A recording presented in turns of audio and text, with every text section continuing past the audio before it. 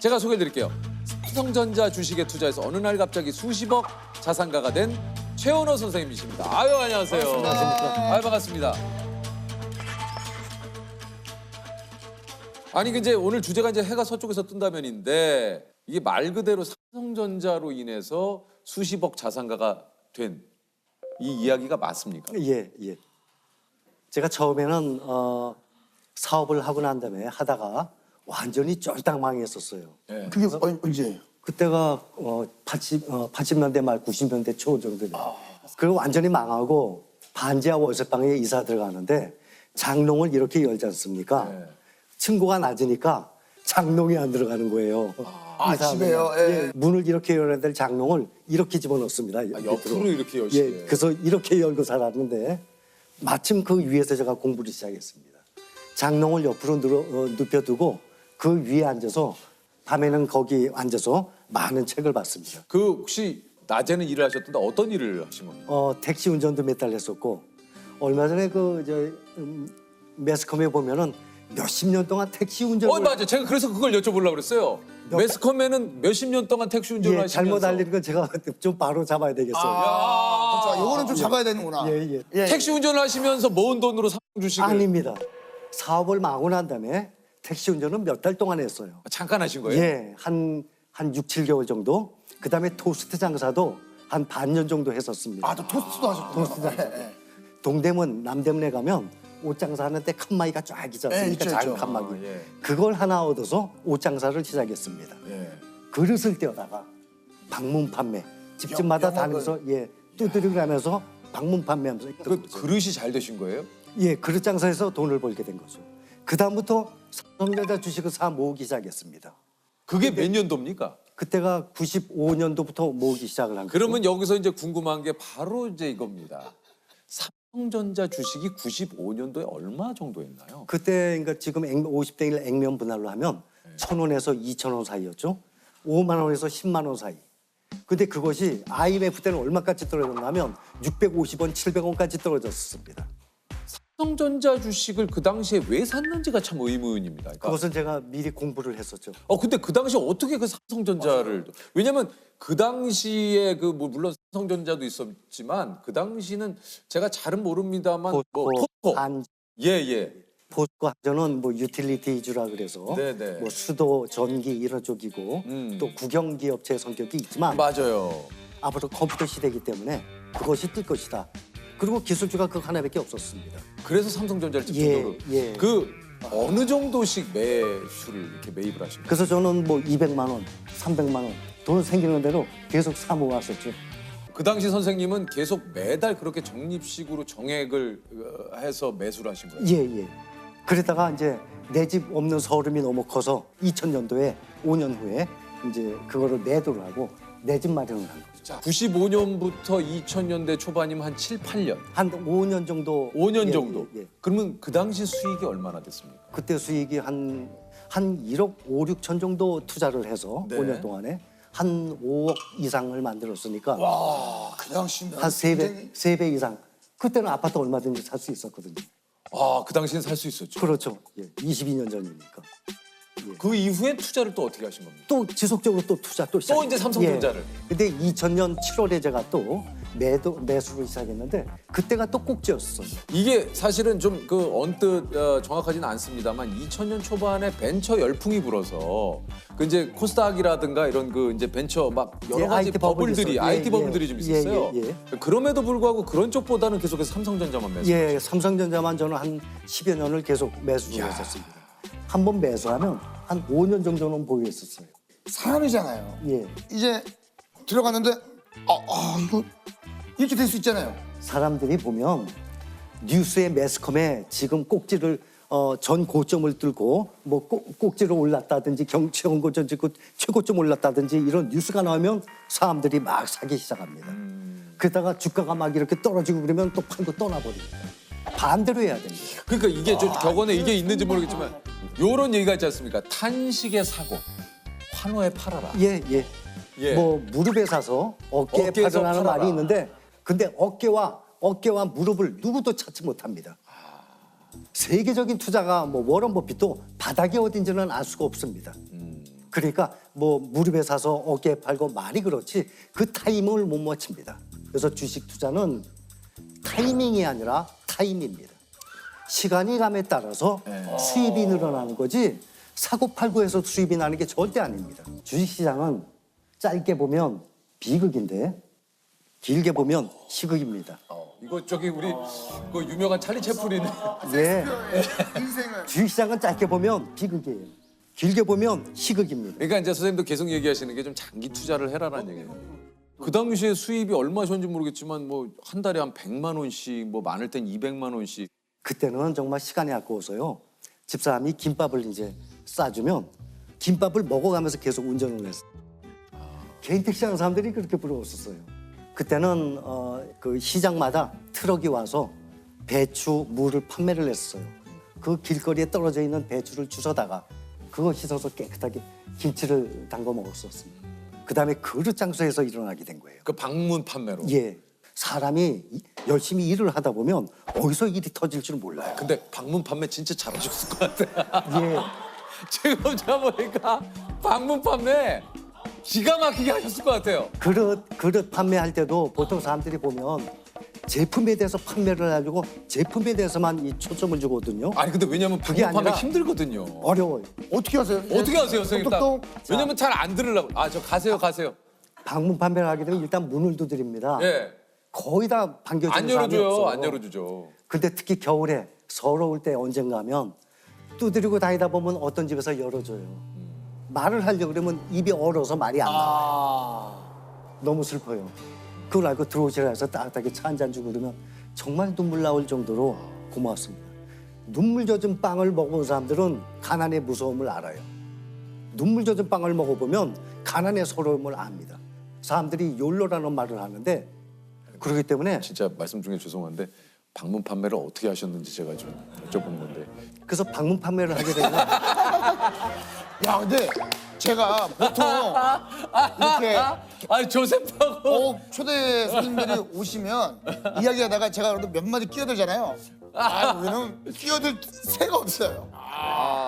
방문 판매. 보통 제품에 대한 영업을 하게 되면 그걸 팔고 싶어서 그 제품에 대해서 얘기를 많이 하죠. 그 제품에 대한 포인트를 두거든요. 그게 아니라 당신이 이 제품을 갖게 되면 생활에 어떤 변화가 일어날 것이다. 이거를 중점적으로 설명을 해야 돼요. 예를 들어서 제가 도자기, 그릇, 뭐 접시 뭐 이런 거 있지 않습니까? 예. 네. 생각을 해보십시오. 플라스틱, 멜라닌 이런 화학약품에다가 정성스럽게 콩나물, 시금치 이런 걸 담아서 학교 열심히 공부하고 온 애들이나 열심히 사회생활하고 온 직장생활하는 남편한테 먹인 것보다는 이 품위가 있는 도자기에다가 벌써 이 하나 이런 반찬을 놔둬야지 선생님 한 숟갈이라도 이거 뭐 제품에 이렇게 대한 설명 아니에요? 한 숟갈이라도 더 먹을 것 아닙니까? 이 도자기를 씀으로써 집안의 분위기가 달라집니다. 사랑하는 자식이 아마 한 숟갈이라도 한 젓갈이라도 더 집게 될 것입니다. 이런 걸 말을 해야지 이건 어떤 거고 이건 어떤 거고 이건 나중이고 그러니까 당신 이것으로 인한 이 제품을 구입했을 때의 효과. 그렇지. 예. 그리고 당신의 라이프 스타일이 좀 바뀐다든지 이런 거 위주로 설명합니다. 아, 50만 원에 6만 원짜리 월세방인데 계단 2개, 3개 내려오면 시멘트 바닥도 아닌 그냥 맨 흙바닥에 부엌이에요. 문을 열고 거실로 나오게 돼 있습니다. 근데 세 사는 사람은 못 나오게 만들어놨어요. 우리 애가 4살 땐가 하여튼 그 집 애하고 동갑내기였나 봐요. 제 생각에는 동갑이었을 거예요. 그 자동차, 이 플라스틱 된 그 자동차 이렇게 막 발로 밀면서 다니는 거 있죠? 이렇게 타갖고 다니는 거. 그걸 타고 막 노니까 호기심에 우리 애가 문을 열고 그 집 거실로 나왔어요. 그래서 그 타는 모습을 보고 지도 즐거워했겠죠? 그걸 주인 아줌마가 보고 그 어린애한테 소리치고 나오지 말라고 우리 집사한테는 막 화내고 소리치고 일 끝나고 들어왔더니 그런 상황을 설명을 해주더라고요. 정말 정말 눈물이 나올 정도였어요. 너무 서러웠어요. 나는 꼭 돈 벌 거야. 나는 꼭 부자가 될 거야. 나는 어떻게든지 일어날 거야. 하는 그러한 마음가짐을 점점 다지게 되는 거죠. 항상 열심히 그렇게 나름대로의 지식을 쌓아갔어요. 세계적인 부자들은 어떻게 살아왔는지, 어떤 마인드로 일을 해왔는지 그런 것들. 철강한 카네기는 우편 배달부 출신이에요. 이 자서전을 보면 우편 배달부 출신이 어떻게 세계적인 그 거부가 되겠습니까? 희망을 가지고 저는 참 나름대로 열심히 공부를 해왔다고 생각합니다. 지금 이쯤에서 갑자기 좀 궁금해지는 게 아직도 삼성전자를 가지고 계시죠? 아닙니다. 지금은 투자 안 합니다. 이제 끝나셨어요? 궁금하시죠? 아니 그동안 지금은 안 합니다. 95년부터 시작해서 꾸준히 삼성전자를 매도를 했지만 다시 이제 뭐 또 매수를 하고 계셨는데 왜 삼성전자? 언제 손을 끊었냐면 2년 전 코로나 팬데믹 때 네. 그때 2년 전 6월쯤에 그때 가지고 있던 걸 완전히 매도를 다 하고 다 끝냈습니다. 그때 제가 매도할 때 5만 3천 얼마에 매도했어요. 네. 그래서 더 올라갈 걸 예상을 했었지만 그게 이제 돈이 필요했기 때문에 아 뭔가 그때 쓰실 일이 있어서. 예, 그다음부터는 투자를 안 하고 지금은 미국의 기술주에 투자합니다. 지금 미국으로 옮기셨어요? 예.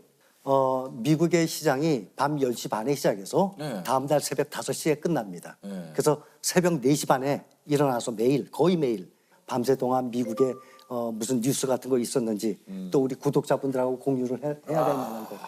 사실 그 뭐 이거 조금 조심스럽기는 합니다만 그 어쨌든 2년 전에 이제 모든 주식을 국내 주식은 이제 다 매도를 하신 거잖아요. 얼마 정도의 수익을 좀 삼성전자로만 거두셨는지 여쭤봐도 됩니까? 뭐 말씀드리면 몇십억이죠. 그러니까 뭐 한 1억 투자했으면 50배에서 한 50배 정도 예상하면 됩니다. 근데 이것을 장기 투자를 해야 되는 거죠. 잠깐만 저희 잠깐만 시간을 좀 주세요. 손이 왜 이렇게 따뜻하세요? 아니 근데 이제 진짜 이게 한편으로는 이제 그런 생각을 하실 수 있어요. 그때는 1억을 투자해서 그렇게 될 수 있지만 지금은 이게 지금 이미 너무 지금도 많이 가능합니다. 올랐기 때문에 아니에요. 아닙니까? 예. 그렇게 생각하면 우리 다음 세대는 투자를 못 하죠. 그렇죠. 평생 이게 반복이 돼요. 강세장과 약세장. 이것은 영원히 돌아갑니다. 맞아요. 미국의 주식 역사장 57개월이 강세장이었고 21개월이 약세장이었어요. 1년에서 2년이 약세장, 4년에서 5년이 강세장이었습니다. 그래서 약세장에 모아서 강세장에 파는 것만 평생을 몇 번만 해도 재산이 2배, 3배로 늘어납니다. 내 돈으로 해야지. 당연하죠. 그러니까 빌려서 그건 하면 더 당연한 안 되는 겁니다. 거예요. 예. 네. 정말 전국에 계신 이 신사숙녀 여러분, 주식담보대출 아주 위험합니다. 그것은 투자가 아니라 투기입니다. 주식담보대출을 받게 되면 주가가 떨어지게 되면 반대 매매를 당합니다. 맞아요. 증권에서 강제로 팔아버려요. 팔아버리죠. 근데 어떻게 파냐면 오늘 종가가 있죠. 만약에 10,000원에 끝났어요. 내일 아침 9시에는 10,000원에 파는 게 아니라 이거의 하한가 7,000원에 팔아버려요. 그러니 주가가 떨어져서 손해봤죠. 이거를 하한가로 팔아버리죠. 큰일 납니다. 그렇죠. 이자도 연 10% 정도 됩니다. 이거는 투자가 아닙니다. 지금 사실 그 선생님이 계속 방식에 대해서 일단 좋은 종목을 공부해서 선정을 하고 그 종목을 믿고 오랫동안 좀 보유를 해라. 예. 아니 근데 우리 선생님 사위 그러니까요. 얘기 들었어요. 우리 사이. 그 웹툰 외모지상주의를 그린 박태준 씨예요? 예. 아니 어떻게 또 두 분이 또 이렇게 인연이 사위분도 지금 회사가 많이 커졌더라고요. 따님하고 어떻게 또 이렇게 만나셔가지고 또. 제 딸은 혹시 저 마마무라고 아십니까? 예. 한 3년 동안 연습을 하다가 뭐 개인적인 사정으로 탈퇴를 했어요. 그러면 원래 걸그룹을 데뷔를 준비하셨었던 예. 아니, 우리 옛날에 몰랐던 사실을 많이 하겠네요. 아니 뭐 전체적으로 많은 걸 뭐 좋은 일이 되게 많으시네요. 야, 사위 입장에서는 아버님을 만났더니 주식으로 대박 나신 분이고 아버님 입장에서 사위를 만났더니 또 웹툰으로 대박 이거 나. 뭐 그냥 온 건데 대박 나는 일만 이렇게 있으시네요. 이게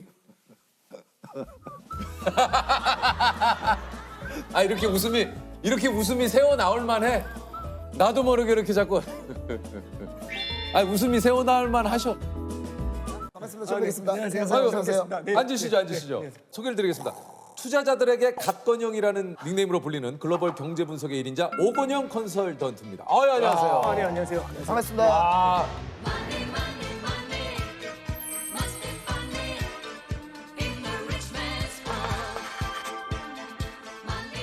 사실 그죠? 뭐 주식 시장이 요즘에 뭐 좋지는 않잖아요. 맞죠? 그렇죠. 네. 예. 조셉은 어떠세요? 뭐 어떤 부분에 대해서 말씀드릴까요? 전체적으로 좀 안 좋은 것 같네요. 예, 저는 뭐 네. 현재 지금 그냥 번지 점프라고 봐주시면 돼요. 예.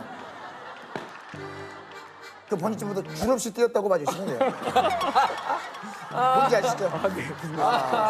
꼭 좋은 일이 일어날 거예요. 그런데 이제 국내에서는 금융 위기급 물가 대란이 온다. 아, 네. 이게 뭐 요즘 그 언론에서도 계속 뭐 스태그플레이션, 뭐 인플레이션, 뭐 얘기가 굉장히 많아요. 아, 네네네. 이게 좀 전체적인 상황에 대해서 좀 얘기를 해주시죠. 지금 뭡니까 이게? 이게 굉장히 많이 나오는 얘기 중에 핵심은 결국에는 인플레이션입니다. 인플레이션. 인플레이션이 왜 화두가 되느냐? 40년 만에 인플레이션이거든요.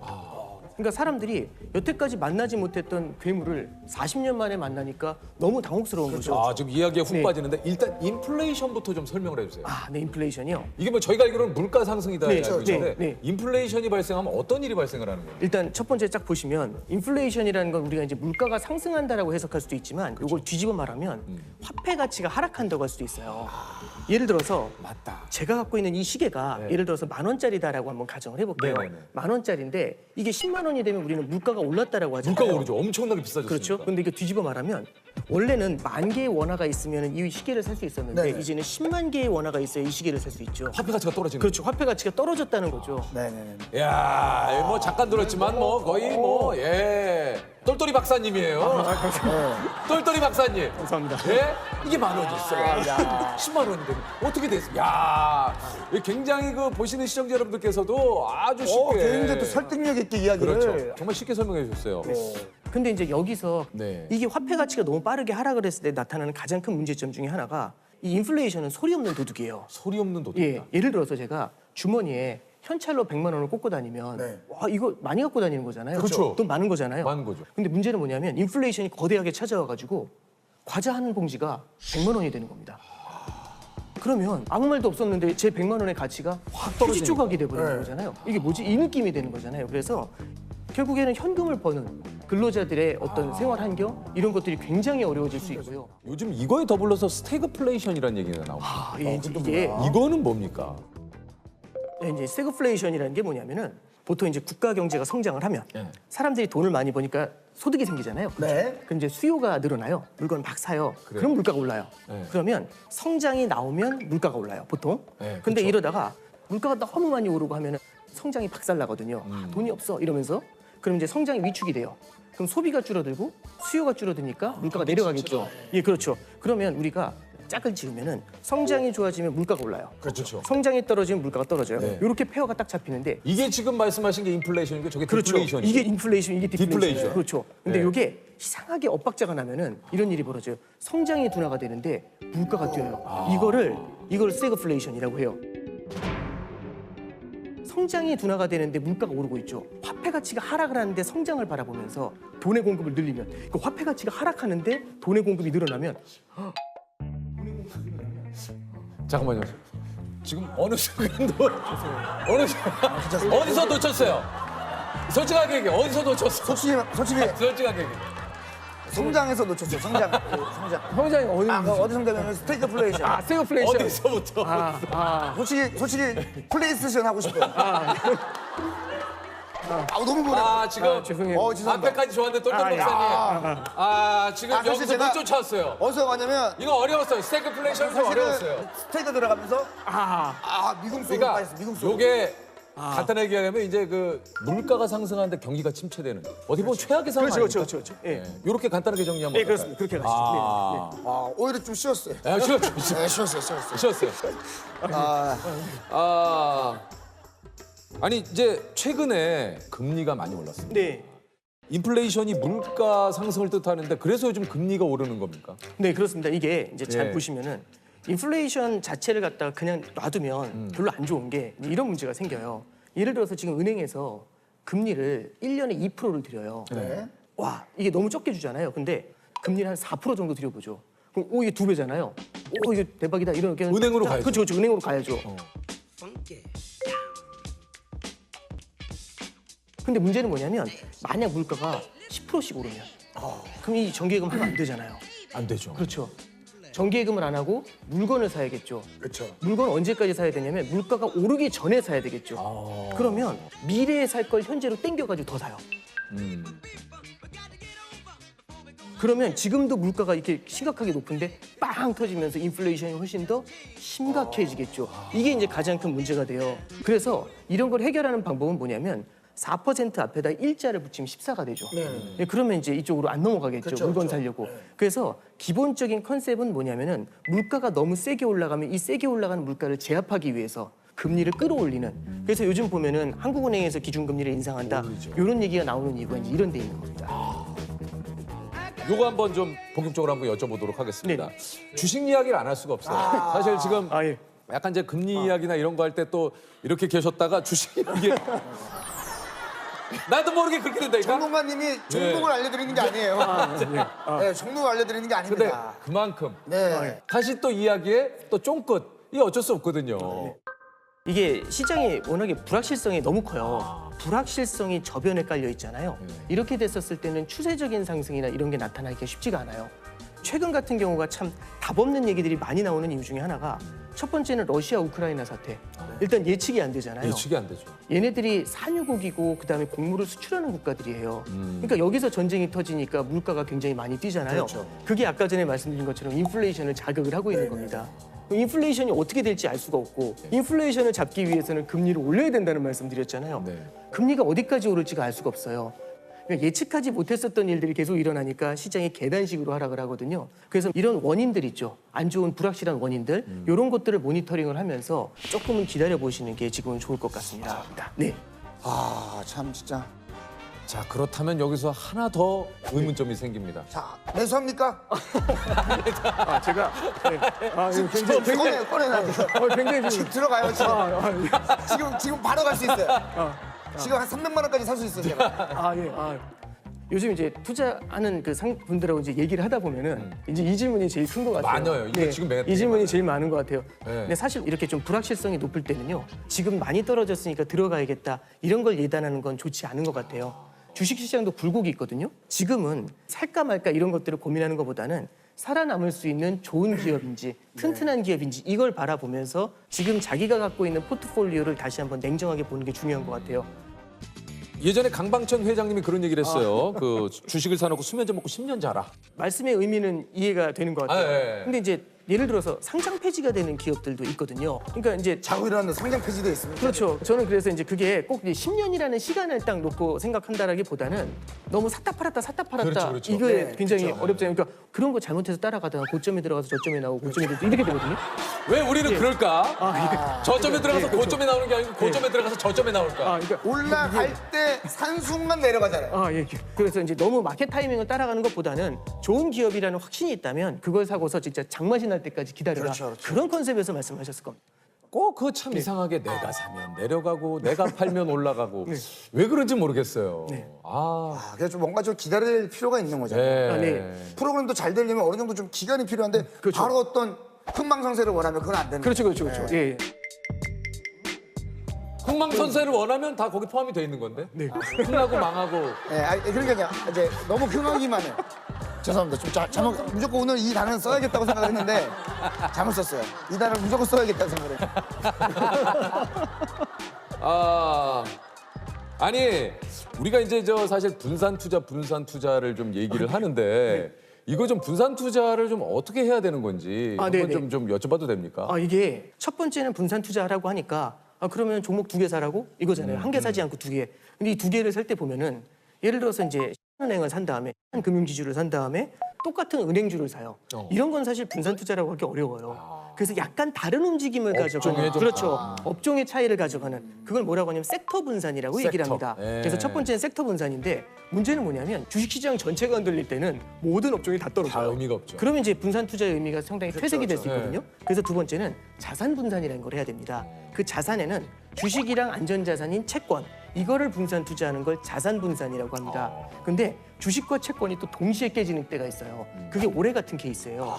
올해가 뭐냐면 금리가 뛰면서 주가가 빠져요. 맞아요. 이런 장이 가끔씩 옵니다. 지금 스태그플레이션 이런 장이 가끔씩 와요. 그래서 이런 때를 또 대비하기 위해서 대안자산이라는 게 있습니다. 대체 투자 자산이라는 건데요. 이 대체 투자 자산에는 뭐가 들어가냐면 원자재 투자라든지 금 이런 것들이 이제 들어가게 되죠. 그럼 예를 들어서 네. 유재석이라고 하는 회사가 있고 네. 조세호라고 하는 회사가 있다. 예. 100%라는 돈이 있어요. 네. 분산 투자를 한다면 몇 예. 프로씩 이렇게 좀 굉장히 날카로운 질문이신데 궁금합니다. 굉장히 이제 아, 예를 들어서 그렇구나. 이제 좋은 것과 나쁜 것의 기준으로는 60대 40. 좋아지는 것과 나빠지는 것으로 한다면은 40대 60. 뭐 이렇게 다양한 포트폴리오를 구사할 수 있겠죠. 그리고 제 투자 성향이 중요한 것도 있는 거죠. 성향에 따라. 그렇죠. 제 투자 성향. 예를 들어서 제가 이제 모험심, 공격적인 걸 좋아한다. 그럼 이제 이 공격적인 거, 공격적 투자. 예. 그리고 이제 안정적으로 꾸준한 하겠다. 상승. 그럼 이제 이렇게 안정적 투자. 이런 것들을 좀 나눠가는 그런 전략들을 쓰겠죠. 그러니까 이게 참 어려워요. 그렇죠. 제가 봤을 때 재석이 형은 약간 잔잔하지만 쫙쫙.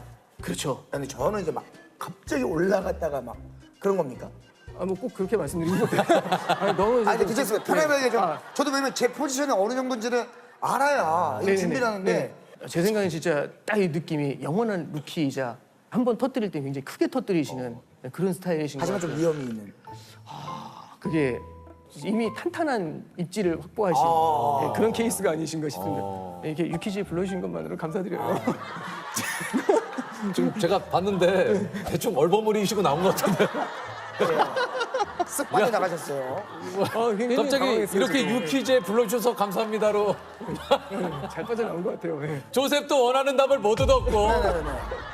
우리 투자자 선생님도 한껏 진땀만 흘리다가 나오잖아. 약간 뭐 아